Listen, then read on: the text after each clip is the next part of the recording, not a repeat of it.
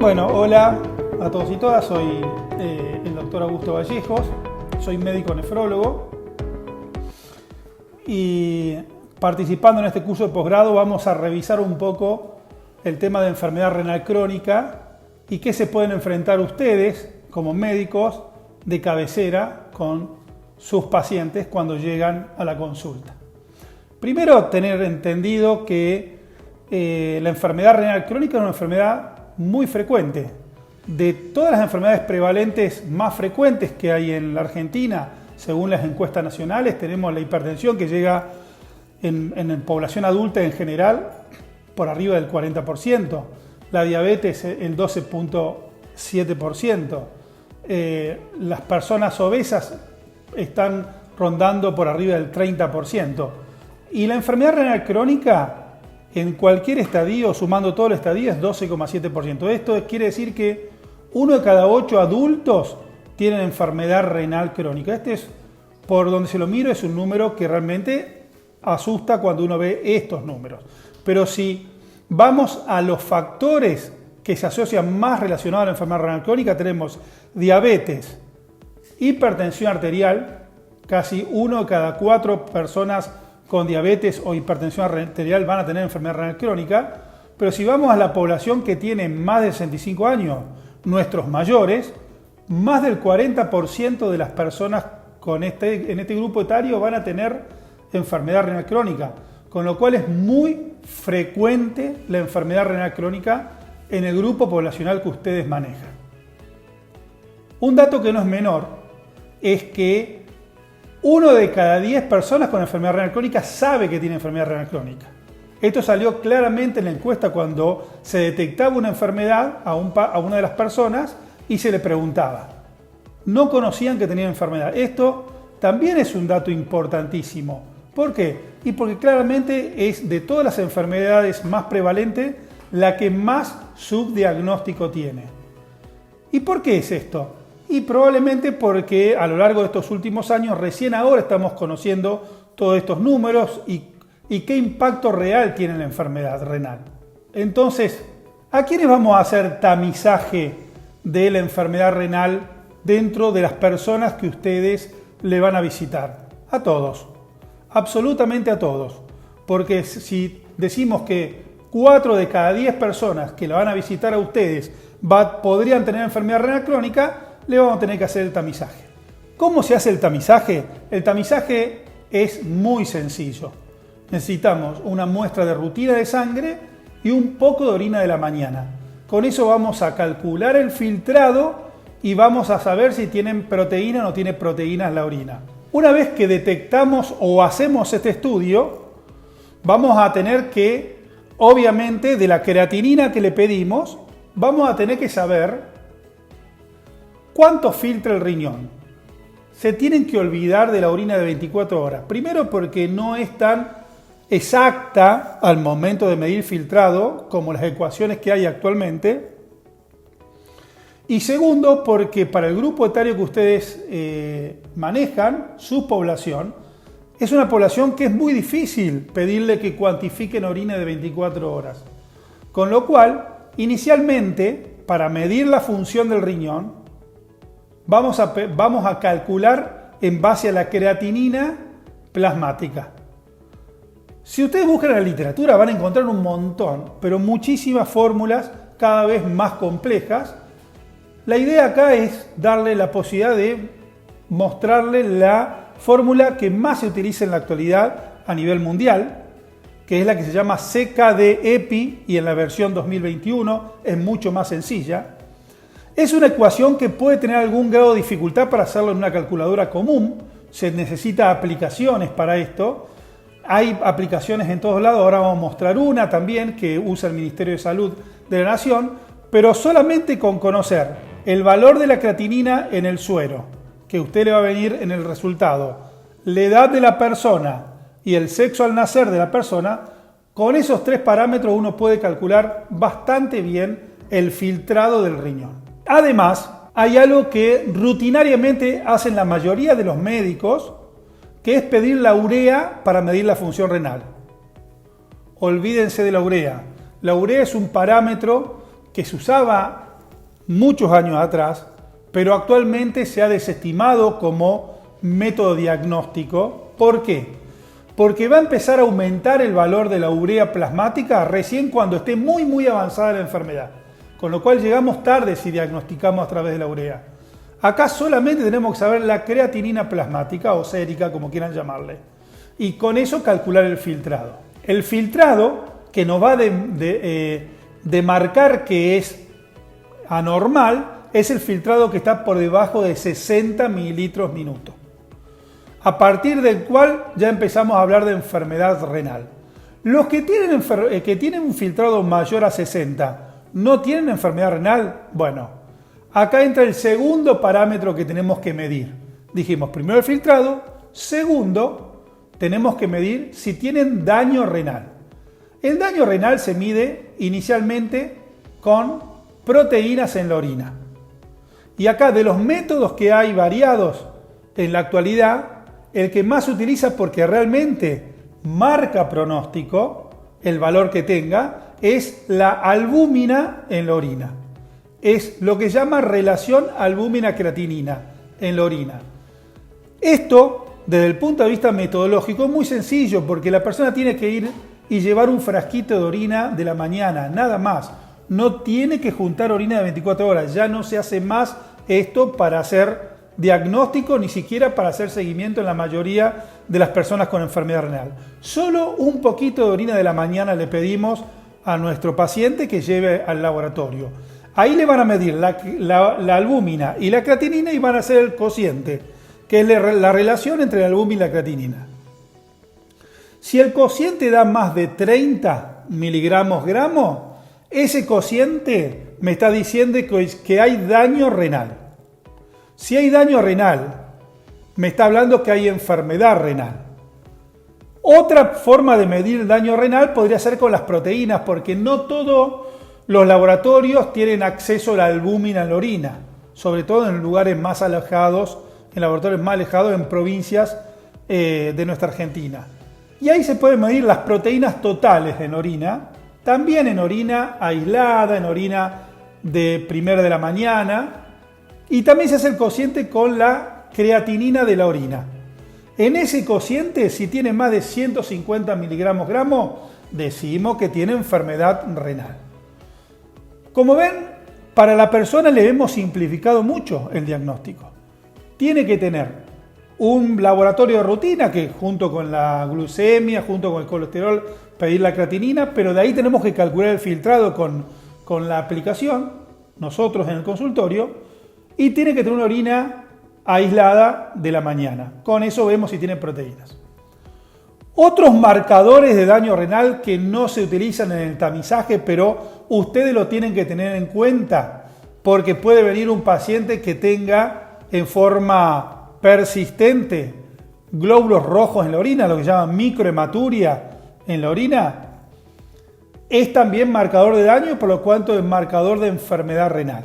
O por ejemplo, en casos donde haya daño claramente establecido por ecografía, cicatrices importantes del riñón o múltiples quistes del riñón, etcétera, pero que tengan los otros marcadores, tanto el filtrado como la albúmina normales, también son pacientes que tienen enfermedad renal crónica, pero están determinados por un dato anatómico, con un filtrado normal. Esto no implica que no tenga enfermedad renal crónica. Bien, dicho todo esto, para definir enfermedad renal crónica, hacer el diagnóstico definitivo, estos daños que estamos hablando, tanto la proteinuria, la albuminuria o la microhematuria, y el filtrado disminuido, tiene que persistir más de 3 meses. Si esto persiste más de 3 meses, ya tenemos el diagnóstico definitivo de enfermedad renal crónica. El próximo paso, una vez que conocimos que tenía enfermedad renal crónica, diagnosticamos que tenía enfermedad renal crónica, tenemos que estratificarla por riesgo. Esto ya hace unos años, desde el 2012 en adelante, a nivel mundial nos hemos puesto de acuerdo, todos los que trabajamos en este tema, de cómo categorizar la enfermedad renal crónica. Y se categoriza por el filtrado, según el filtrado que tenga la persona, y también por la cantidad de albúmina en la orina que tenga la persona. Entonces tenemos 3 categorías de albúmina, A1, A2 y A3, y tenemos 6 categorías de filtrado según se cruzan con la albúmina en 6 categorías. Entonces tenemos categoría 1, 2, 3A, 3B, 4 y 5. Los filtrados que están más disminuidos, los que están más comprometidos, son las categorías más altas, el 4 y el 5. Prácticamente todos los que están en el 5 son pacientes que requerirían algún tratamiento de sustitución de la función renal, como puede ser la diálisis o el trasplante renal. Una vez que estratificamos por el valor de albúmina y por el valor de filtrado glomerular, podemos definir, en base a esto, cuáles son los pacientes que vamos a manejar prácticamente sin consulta con un especialista. Al igual que la hipertensión, la diabetes, ustedes la pueden manejar en gran parte, casi el 80%, lo pueden manejar ustedes sin consulta a un especialista. La enfermedad renal crónica sigue la misma lógica que estas dos enfermedades no transmisibles. Cuando una persona tiene un filtrado mayor a 45 y tiene una albuminuria menor a 300, prácticamente no va a necesitar, no va a haber necesidad de consultar a un nefrólogo. Y ahora vamos a ver cuáles son los puntos que ustedes deberían manejar en estas personas de menos riesgo. Tomando el concepto de la fórmula basada en edad, en sexo al nacer y creatinina que utilizamos, el CKD-EPI, si yo tuviera en la consulta una mujer, por ejemplo, Josefa, que tiene 80 años, viene a consultar y tiene hipertensión arterial, dijimos que tenemos que hacer el tamizaje. Le pedimos una creatinina plasmática y nos viene 1,41 miligramos decilitro. Si yo pongo esto en el calculador, me sale que Josefa tiene 51 mililitros minuto, 1.73 metros cuadrados, que es cómo se mide esto. 51 mililitros minuto. Esto es prácticamente decir 51% de función. Este dato, que no es menor, nos va a ayudar a nosotros luego a tomar adecuadamente las conductas terapéuticas, porque ya sé que esta persona que inicialmente tenía 1,41 de creatinina tiene una enfermedad renal crónica, especialmente si esto lo constato luego de 3 meses y persiste con esta enfermedad. Bueno, entonces ya tenemos la persona, le hicimos el diagnóstico de enfermedad renal crónica, definimos que esa persona la vamos a manejar nosotros porque es una persona que tiene enfermedad renal crónica de bajo riesgo. Entonces, ¿qué podemos hacer nosotros para cuidar a esa persona, cuidar la función del riñón que no progrese? Bueno, hay varias cosas por hacer. Primero como toda enfermedad no transmisible, tenemos que pensar que la persona tenga una dieta, una alimentación saludable. Y en esto quiero recalcar porque muchas veces en el consultorio tenemos la idea de que la persona con enfermedad renal tiene que comer bajos niveles de proteína o cargas proteicas bajas, reducir la cantidad de proteínas de carne y todo lo demás. Esto no es así. Cuando los pacientes o las personas con enfermedad renal crónica tienen bajo grado de enfermedad, no hay por qué restringir las proteínas. Más en el grupo poblacional nuestro, que si le restringimos las proteínas, podemos hacer negativamente que el paciente vaya perdiendo peso y entrando en situaciones más críticas en cuanto a su alimentación. El paciente tiene que comer bien, saludable. ¿Cuántas veces? Bueno, básicamente comer carne 2 o 3 veces por semana es más que suficiente. Y tiene que comer saludable, implica comer en base a verduras y frutas. Esto es lo más importante. Hay un dato no menor para los pacientes renales, la hidratación. Todos los pacientes deberían tener una conducta de hidratación, sobre todo los pacientes mayores que por su enfermedad, por su edad ellos tienden a tener menos sed que en la población general. Al tener menos sed, hay estados de deshidratación que pueden no ser detectados por el paciente y no toman agua. Hay que enseñarles a tomar agua aún sin sed.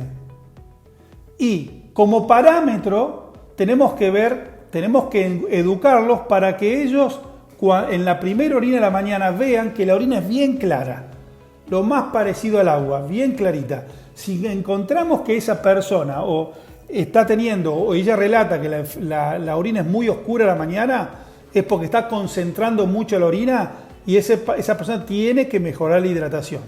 Tiene que mejorar la hidratación para que esos riñones tengan una mejor perfusión y tengan más posibilidades de sobrevivir a ataques que lo tienen permanentemente. Estos pacientes, por ejemplo, toman polifarmacia, están en una situación de polifarmacia y muchos de los medicamentos que toman pueden ser nocivos o algunos nocivos para el riñón. Si están bien hidratados, son pacientes que van a tener más chances de evitar la toxicidad por los fármacos. Con respecto a la toxicidad por los fármacos, quiero poner en claro que es muy común, y ustedes van a ver y nos van a inundar la televisión de que ante cualquier dolor tomemos analgésicos, etc. El abuso de la toma de analgésicos, sobre todo ibuprofeno, ketorolac, etc., puede llevar a lesión de los riñones. Esto no es absoluto. Lo que ustedes tienen que educar para que no haya abuso, para que no tomen por cualquier motivo. Obviamente nuestros pacientes a esta edad tienen dolores crónicos y la calidad de vida es fundamental. Pero tenemos que tener un interés especial y un punto de vista muy específico sobre qué es lo que están tomando nuestros pacientes. Sobre todo cuando esto lo combinan con diuréticos y con algún inhibidor del sistema renino como son los IECAs o los ARA2, tanto los priles como los sartanes. Cuando uno combina estos tres fármacos, hay más posibilidad de lesión renal y no es que están contraindicados, al contrario. Por ejemplo, los priles y los sartanes están indicados en enfermedad renal para evitar la progresión. Pero sí vamos a tener que estar atentos en los laboratorios por si llegan a tener algún grado de disfunción renal aguda. Y ya lo vamos a ver a esto cómo lo definimos. Para facilitar la dosificación de los fármacos según el filtrado renal, el Ministerio de Salud sacó una aplicación donde están todas las enfermedades no transmisibles, pero dentro de del módulo de enfermedad renal hay una herramienta donde ustedes pueden entrar y pueden ver todos los fármacos que normalmente ustedes recetan, si hay que ajustarlos según el filtrado que tenga un paciente. Esto le facilita mucho porque una de las consultas muy frecuentes que tiene el nefrólogo por parte del médico de cabecera es si puede tomar tal y cual fármaco. Acá le ahorramos un paso al paciente. Ustedes lo ven, certifican que le pueden dar este fármaco y no tiene que hacer la consulta al nefrólogo por este tema.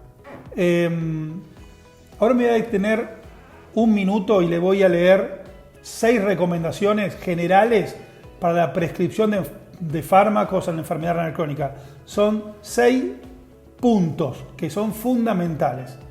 El primero es sobre la función renal.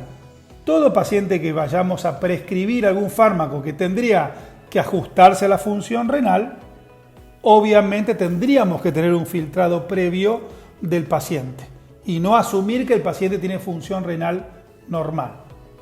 El segundo punto, que en nuestros mayores, en nuestro grupo poblacional, si no tendríamos el filtrado por alguna urgencia que tenemos que indicar, asumir que siempre tienen por lo menos un filtrado en un estadio 3A, que sería un filtrado entre 45 y 60. Nunca asumir que tiene un filtrado normal, como decía recién. El tercer punto es tener cuidado con el potasio de las personas y los fármacos que impactan sobre el potasio. Es muy común que la sumatoria de IECA o ARA2, o sea, los sartanes, los priles, le sumamos una aspirina, aumenten la posibilidad de que tengan hipercalemia. Entonces, cuando pidan el filtrado o quieran medir si el paciente está teniendo alguna toxicidad por algún fármaco del riñón, la hipercalemia, el valor aumentado del potasio, es también marca de toxicidad renal por algún fármaco. La tienen que sumar dentro del pedido, el ionograma. Como les venía comentando, la polifarmacia es el cuarto punto que tenemos que tener en cuenta. Dentro de este punto tenemos que pensar que cuanto menos fármaco tengan nuestros pacientes, mayor posibilidad va a tener de evitar toxicidades, porque estos fármacos combinados pueden dañar el riñón. Como les decía recién, la combinación de diuréticos, algún inhibidor del sistema renina, más AINES, genera lo que se llama el triple impacto en el riñón o el triple whammy, como se dice en inglés, que ustedes pueden encontrar en la literatura, y que hay que tener cuidado con esto. No digo suspender ningún medicamento, sino tener cuidado y evaluar, monitorizar tanto la función renal como el potasio. El quinto punto es cómo administrar antibióticos en nuestros pacientes mayores. Asumiendo que el paciente tenga enfermedad renal, nosotros tenemos que la primera dosis del antibiótico, si tiene que adecuarse a la función renal, la primera dosis siempre es una dosis completa. Y luego, a partir de la segunda, la adecuamos según como la tablita que hayamos visto, cómo se adecua.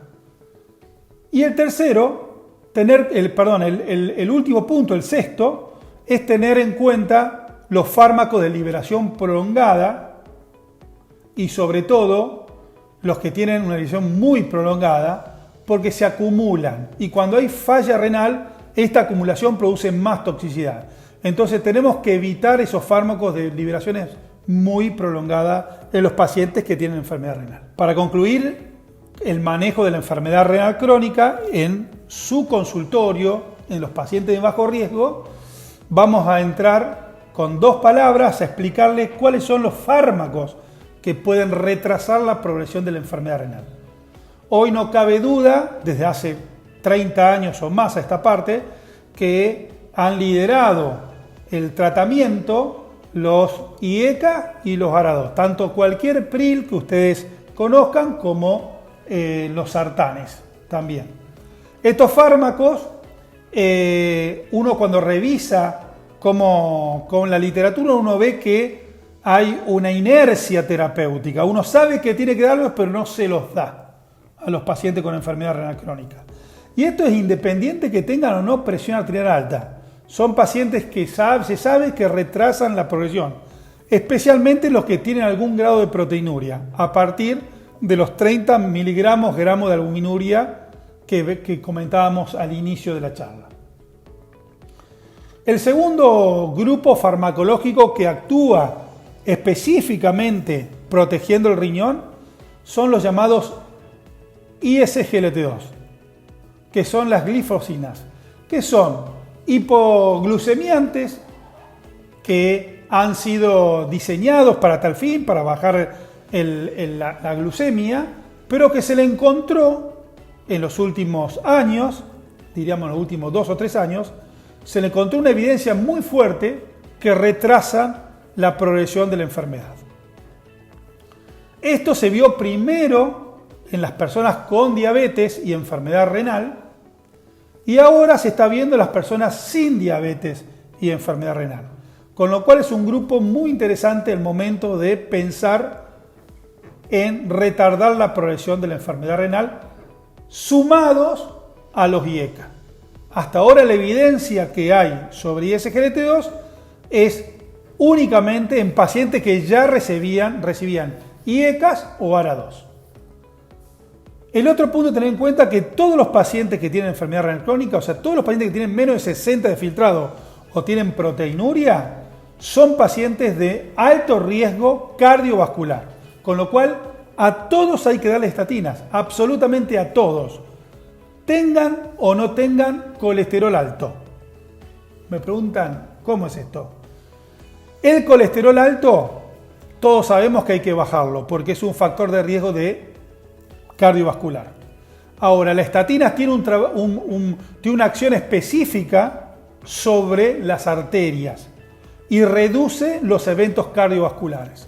En los pacientes con enfermedad renal, igual que en los pacientes con diabetes, hay que darle estatinas, estos hipolipemiantes, aún con un colesterol que esté en el nivel normal. ¿Cuánto le damos? Bueno, básicamente la dosis cuasi de inicio, rosuvastatina 10 miligramos, atorvastatina 10 miligramos, no más que eso si el colesterol es normal, y si el colesterol está alterado de este paciente, obviamente hay que darle la dosis suficiente como para bajar el colesterol también. Por último, no olvidarnos que todos estos pacientes tienen dos causas de complicaciones más frecuentes. Una, las cardiovasculares que dijimos, pero las segundas son las infecciosas. Estos pacientes tienen mayor frecuencia de gripe y con mayor agresividad, mayor frecuencia de COVID con mayor agresividad, también de neumonías, por lo cual tienen que estar cubiertos con vacunas para estos tres gérmenes: neumococo, SARS-CoV-2 y también el influenza. Y le agregamos en pacientes con enfermedad renal crónica que deberían mandatoriamente estar vacunados para hepatitis B. Esto es por una precaución, porque si estos pacientes evolucionan a diálisis, van a estar protegidos del contagio de la hepatitis B dentro del tratamiento dialítico. Un tema que puede ser tema de discusión dentro del consultorio es las complicaciones que tiene la enfermedad renal crónica. Las dos más importantes son la anemia y el otro el trastorno del metabolismo fosfocálcico. No vamos a extendernos mucho en esto porque generalmente son resorte del especialista, pero muchas veces ustedes tienen que actuar porque no tienen la posibilidad de consultar al especialista a tiempo, etc. La anemia es algo que ustedes podrían manejar, se maneja siempre controlando el nivel de hierro, llevando los niveles de hierro a la normalidad, sobre todo el nivel de porcentaje de saturación de transferrina. Y luego de esto, si el paciente persiste con menos de 10 de hemoglobina, marcador de anemia, uno podría comenzar con eritropoyetina en forma subcutánea, en forma ambulatoria, inclusive a dosis mensuales.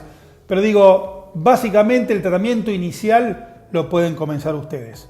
El otro punto, el metabolismo fosfocálcico, no me voy a extender mucho porque hay cosas muy específicas y son, insisto, de resorte de especialistas, pero ustedes tienen que entender que aparte, sumado a la osteopenia, osteoporosis que puede tener el grupo que tienen ustedes en seguimiento, puede sumarse el trastorno óseo que está asociado a la enfermedad renal crónica. En este punto, todos los pacientes con enfermedad renal crónica tienen que tener sus dosis de calcio vía oral y también la vitamina D, que puede darse mensualmente en gotas, como ustedes bien aplican en la gran mayoría de sus pacientes. La pregunta es, bueno, yo lo seguí tratando al paciente a lo largo de los años y el paciente fue evolucionando, porque puede pasar que evolucione y empeoró, o el diagnóstico que le hice cuando lo tamicé a un paciente hipertenso me dio que tenía una enfermedad de alto riesgo. ¿Cuándo derivo realmente? ¿Cuándo referencio al nefrólogo? Bueno, hay 7 puntos a considerar cuando referenciar al nefrólogo. Primero es este que nombré. Si yo determino en la estratificación que el paciente es de alto riesgo, tengo que referenciar a un nefrólogo. La referencia no siempre es presencial.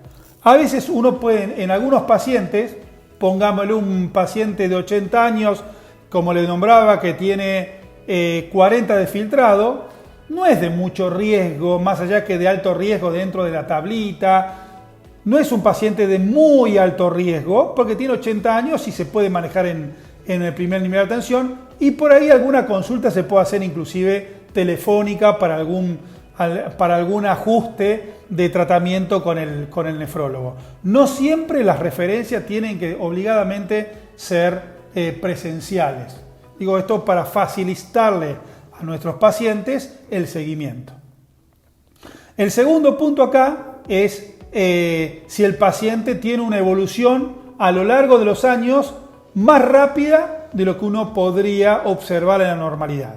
Esto se define con cuántos mililitros minutos cae por año el filtrado. Si el filtrado cae más de 5 mililitros minutos, este paciente tiene que ser referenciado al nefrólogo para estudiar otras causas que estén llevando a cabo o que tendría este paciente que puede empeorar la situación de la enfermedad renal. El tercer punto es que el paciente tenga un cuadro agudo de deterioro de la función renal. Esto es, si yo ya tengo catalogado el paciente y vengo siguiendo el paciente y tiene una función renal relativamente estable y un buen día aparece con más de el 25% de caída del filtrado o del aumento de creatinina, es lo mismo para el caso, estamos hablando de una lesión renal aguda. Esta lesión puede ser inclusive por causas imperceptibles, se deshidrató, tuvo diarrea, tuvo fiebre prolongada, etc. O algún fármaco nuevo que empezó a tomar y que hizo nefrotoxicidad. Todo esto lo pueden ustedes resolver inicialmente haciendo un interrogatorio, pero si el paciente, ustedes ven que no tiene una causa que pueda ser resuelta en el consultorio, tienen que referenciarlo con cierta urgencia al especialista. El cuarto caso son los pacientes que tienen microhematuria persistente. Si el paciente tiene microhematuria persistente, también tiene que referenciarlo al especialista, porque estos casos, especialmente cuando la causa no es urológica, estamos hablando de que determinan que es causa renal, porque muchas veces estos pacientes pueden requerir alguna biopsia o algún tratamiento específico porque estamos ante enfermedades específicas renales. Otro grupo de pacientes que podrían ser referenciados es cuando ustedes tienen diagnóstico de enfermedad renal, hipertensión arterial, pero se hace refractaria. Le vamos aumentando la dosis, le vamos agregando tratamiento antihipertensivo y el paciente no mejora o no controla la presión arterial. En estos casos también hay que derivarlo al nefrólogo. Y por último, si tuvieran algún caso de hiperpotasemia en forma persistente que no la pueden manejar con la dieta porque le anulan todos los productos que podrían causar hiperpotasemia o algún fármaco que le puede producir hiperpotasemia, también hay que derivarlo al especialista. Quedan también como causas raras todas las enfermedades genéticas como son las poliquistosis y otras que podrían, aún con función renal normal y sin proteinuria o sin microhematuria, también ser seguidas como causa específica nefrológica por el especialista. Como conclusiones, primero, el primer paso es tenemos que tamizar, buscar activamente en todos nuestros pacientes, que lleguen al consultorio, la enfermedad renal. Esto se tiene que buscar anualmente. Si un año no hacemos un estudio y el estudio tiene parámetros normales, al año siguiente le volvemos a repetir el tamizaje. Una vez que encontramos la enfermedad, la diagnosticamos. ¿Cómo la diagnosticamos? Con el filtrado y con el daño renal. Y para determinar que es una enfermedad renal crónica, esto tiene que persistir por lo menos 3 meses. El tercer paso es la estratificación. Una vez que determinamos el diagnóstico, vemos dónde ubicamos a nuestros pacientes. Si es un paciente de alto riesgo o si es de bajo riesgo. Si es de bajo riesgo, lo vamos a manejar en el consultorio. Si es de alto riesgo, lo vamos a referenciar al especialista. Y por último, tenemos que tener claro cuál es el manejo que podemos hacer nosotros en el consultorio. Es muy amplio, que va desde el manejo de los factores de riesgo, lo que es la alimentación saludable, la actividad física, etc.